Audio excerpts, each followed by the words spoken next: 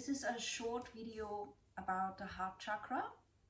So this is just an introduction that followed my other small video, and there are many other videos I've made over the years around this one that you can find on my YouTube channel.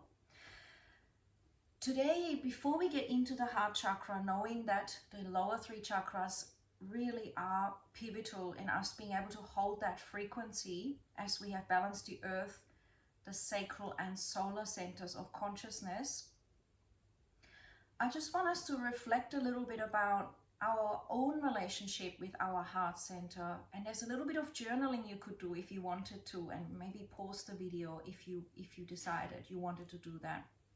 So the first one would be, as you sit there and roll the shoulders back and lengthen your spine, just breathing, really getting into your breath work a little bit, just noticing your breath, because all the things around the heart chakra are to do with your breathing. It is now the air element. So whatever you're doing, for example, I had a super busy day today and there was way too much on my list because a few things changed.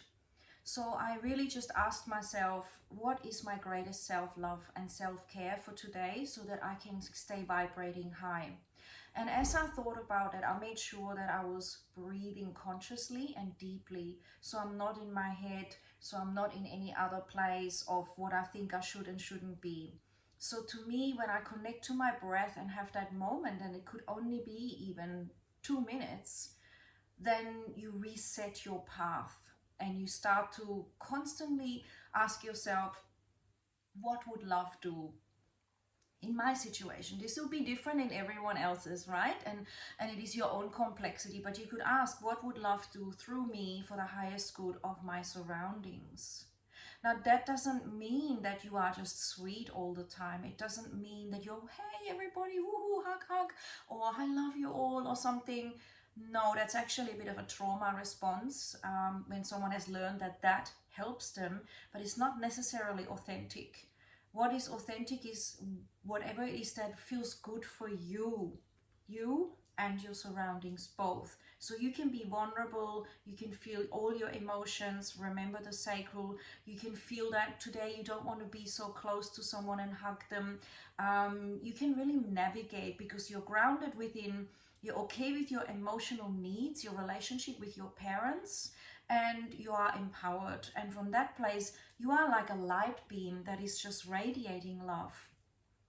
So ask yourself this question, and these questions just come to me intuitively, but also because I've worked with this so much myself, but also with clients and yoga students, kiddies, whatever it is, right? So what does love actually mean to you? And this will be different for everyone that's watching this, and there will be some overlap, of course. So what does love actually mean to you? So you could pause this here and just journal if you wanted. But let me just give you some ideas in case you're feeling, well, I don't know. If you don't know, then that's a really perfect invitation for you to go, oh, wow, I better reflect on what it really means to me. And then you might decide, what does it mean to me at work? What does it mean to me spiritually? What does it mean to me with my children? What does it mean to me in my closest relationship with my most intimate partner? This is beautiful and big, and you can share it with those people. You can share with your children, hey guys, this is what love means to me. What does it mean to you? I'm just really curious. And that's really healthy for them. So when they have relationships, they have clarity as well. So it's very different what it means with your children compared with what it might mean with your partner or your parents or relatives or the world even. Where you choose to feel and express and share your love versus where this lifetime it's not your priority, because we could be out there trying to be loving, in many channeling ways. So we're going to be love, yes. We're going to be love wherever we go, yes. But it's still where do we pour that into? Do we pour that into a specific work, a specific creativity, a specific alignment with family or a community? And how do we actually spread that? And even though there's infinite love flowing through us, we still need to know how to bring it back and fill up our own cup, that famous saying. So what does love mean to you in those contexts? For some of you, it may mean a lot of freedom. It may mean trust. It might mean sitting, looking into each other's eyes and really hearing each other. It might mean sharing resources. It might mean all of that, with certain things at different times more important. And we need to communicate that, or at least know ourselves, so we can say, hey, I know that love used to mean to me that we were intimate, or that we were shopping together, or that we were building a house together, and that we were creating a family together, or that we were supporting each other. But it's changed right now. Right now it means I actually need you to trust me and let me have time to myself, because I have this happening. Right? Maybe I need to recover from an illness. Maybe I need to write a book. Maybe I'm starting a new project. Maybe I'm pregnant and really involved in my pregnancy. Or maybe I'm grieving and I need to have space to grieve. So pause this video and notice if something resonated. Sit with that and let that come to your awareness, because when that does, it helps you to feel elegantly loving, rather than outbursts and saying, you don't understand, you're missing the whole point around love, you know. And they might go, hang on, I didn't know that. But they may not even get a chance to express this. So it is huge to be able to navigate love, because it's such a touchy subject, right? And some people shut down and they feel it's safer not to have love because it makes me goo goo gaga, it makes me vulnerable. And some people realize, no, love is the strongest force, and if this doesn't work out, I know something else will. Notice that. Notice how you navigate love. Being vulnerable is powerful, but are you vulnerable with yourself first, and then sharing in a vulnerable way, where you're not making other people rescue you, but you're actually grounded, right? Remember the base chakra, you're grounded, your basic needs are taken care of from within your own awareness and field. Your sacral is balanced, because it doesn't have to be perfect, it is flowing. You're aware of change being natural, evolution, movement. Your emotions all are important, as are your person opposite or the group, whatever, all valid. So you really can sit in that with boundaries, because that water element needs boundaries. And you're also powerful. You are okay to alchemize. You're okay to own that passion and zest for life, and your capacity to deal with your fears, which can be here, right? So beautiful stuff. So then ask yourself, so that you can flower into the heart, because that can be a process of a lifetime, lifetimes even. But everything's accelerating, and we are definitely asked to embrace our heart more and more. You could ask yourself, where do I want to be more loving? So if you have children, that might be your priority, where I want to learn how to be more loving towards my children. And then ask your unconscious, how can I do that? Usually the answer will be, I can listen more, I can have special kiddie time, even though we're all busy after school. I can just have special kiddie time where I do whatever they want me to do. You know, jump on the trampoline, read a book, paint, go for a nature walk, and just rotating that if you've got a few kids. So yeah, there is a lot there I'm suggesting. There's a lot of stuff that you could reflect on, and your answers really matter. And the more you are aware of them, the more you will feel empowered in a loving, powerful, beautiful way. So where do you tend to want to get love externally? Is it through food? Is it through relationship? Is it hugging? Is it belonging to a community? Is it serving others? Is it a whole combination? Write down your little recipe that you have currently. How do I get love externally? How do I receive and feel that this is what I'm getting? Is it under a tree? Is it at the beach? Is it in silence? Is it in a huge concert where everyone's vibing with joy and bliss? Is it, that sort of world music thing, or drumming, or what is it for you? Is it just breathing and receiving whatever is around you in a coffee shop, absorbing things? Is that how you get it externally, having that connection versus a disconnect? Super powerful. If you don't know, how is anyone else going to know? How is the world going to be able to serve you and respond if you are not integrated, knowing what's important. It's like setting your GPS, knowing and recognizing when you actually have it. Because many people don't know it and it's all around them, and people want to give it, but they don't know, how to express or how to recognize, lock and key kind of stuff. Explore what's your love language. There's tests online. I know I've mentioned that in my other videos, but it's really powerful to know that someone might be giving you gifts and they're really sharing their last finances with you, but really what you just want is to be hugged more, or to be told in words how special you are. And once they realize this, they'll go, wow, I've spent all my money on you and I really, gave you everything, and all you needed for me to say is I love you so much and you're beautiful. It'll be amazing to have that revelation. And then also acknowledging that if you can buy them a gift, and not saying that's all they want, but that triggers an emotional response and an opening and an affirmation to them, and then to go deeper. And it matters to them that you went to a shop and bought them your favorite fruit that you don't even like, or that you went to a shop and you saw their favorite something else, or that you thought something that reminded you of them and you decided to get it, knowing that they have a relationship with that way of giving love. Just knowing that you came out of your own comfort zone and embraced their way is powerful. And that means you honoring yours, they honoring theirs, and being able to share that. Again, that's huge with family, where they can be completely different love languages. Super, super, super, super powerful. We can completely miss the boat by not delving into this and having that communication, which previous generations haven't had, right? 100 years ago, people were more in fight or flight is a general overall, and this sort of thing wasn't talked about. There weren't videos, YouTubes. The availability of this info was much reduced. And find out also another question, where do you block it? Where do you feel uncomfortable if someone were to do something loving for you? And just notice if there is shame or guilt around it. Just ask yourself, where do you block it?